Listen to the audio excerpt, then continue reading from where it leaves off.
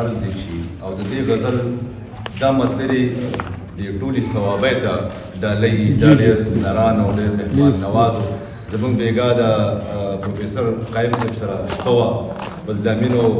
صدیق استاد جو موږ ډېر قدر او ډېر هغه زمونږ کړی دی نو یاران پرس خلک په هر حال کې یاران ساتي یاران پرس خلک په هر حال کې یاران ساتي دروازې دنګې ساتي څوک چې هم خان ساتي او د مار لړم نه به پخوا خلکو ځانونه ساتل د مار لړم نه به پخوا خلکو ځانونه ساتل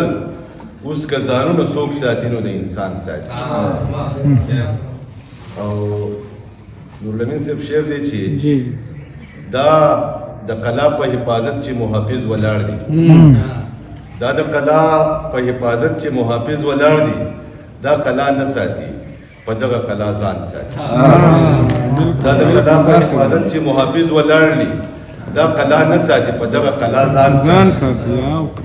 او د دې ځنګل قانون د هغې نه بیخي بدل دی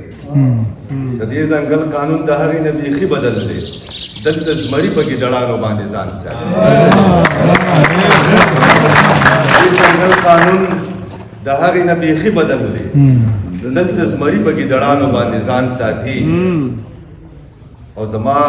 خوبونه رښتیا کېږي اوس په دې وطن کې زما خوبونه رښتیا کېږي اوس په دې وطن کې خان صاحب ملا ساتي ملا صاحب پکې خان ساتي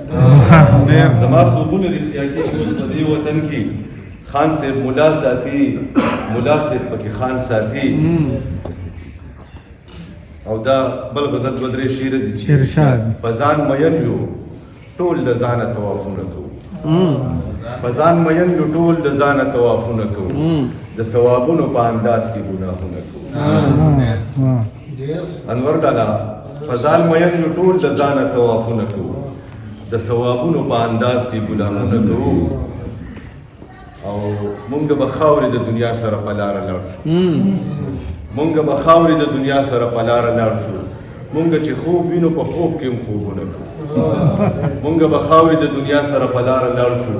مونږ چې خوب وینو په خوب کې هم خوبونه کوو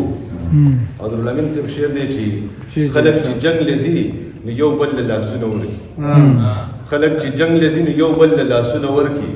مونږ چې جنګ لځو په لاره کې جنګونه کوو خلک چې جنګ لځي نو یو بل له لاسونه ورکي مونږ چې جنګ لځو په لاره کې جنګونه کوو او د بل غزل دوه درې شعر چې سحر ماښام په جوماتونو کې سجدې هم کوي خو چې راوځي د یو بل سره کینې هم کوي او په نیغه لار باندې روان دي خو کاږه روان دي په نیغه لار باندې روان دي خو کاږه روان دي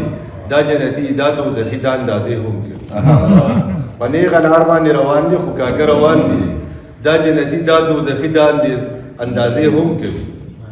او موږ ته ګناه ښکارېږي ځان له په شراب نه اخلو موږ ته ګناه ښکارېږي ځان له په شراب نه اخلو دوی لا په دې باندې سفرې د مکې هم کوي او خپله یې خپل نظر د ځانه پورې نه وررسي